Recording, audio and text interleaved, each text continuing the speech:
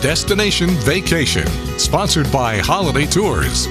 The roots of racing run deep here in North Carolina. Many of the most famous names in sports will have their shops here, as well as museums filled with racing memorabilia. In today's Destination Vacation, Kevin Connolly takes you to one of the biggest. NASCAR has deep roots in North Carolina. And with the racing season in full swing, so many drivers are looking to make it to victory lane. But few will match the legacy of the King.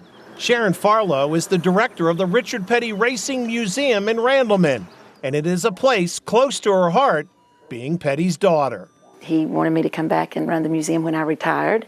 So I have been here about 8 years, and we hope that people that come through the museum our hope is that you experience the history of our family. The Petty family has been in racing for 4 generations now, and lining the museum are all those trophies from dozens and dozens of races, alongside photos and, of course, the cars. They also have a roped-off viewing area so that when you're here, you get to actually see people working on cars in our garage. So that's exciting for the visitors, too. There is also the chance to see where the Petty legacy all began. You're going to see the Reaper Shed, where my grandfather built his first race car in 1949, in that shed that still has so many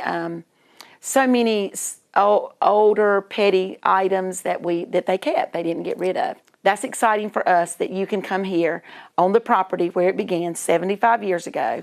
For Farlow, it is not work sharing her family's history. It's a privilege to share it with the fans. They're learning about the history of our family, the history of NASCAR, because we've been there since NASCAR started. The museum also has some surprise exhibits, including a large collection of guns and pocket watches. They always want to know, what's the story behind the pocket watches, and what's the story behind the guns? No, he's not a hunter.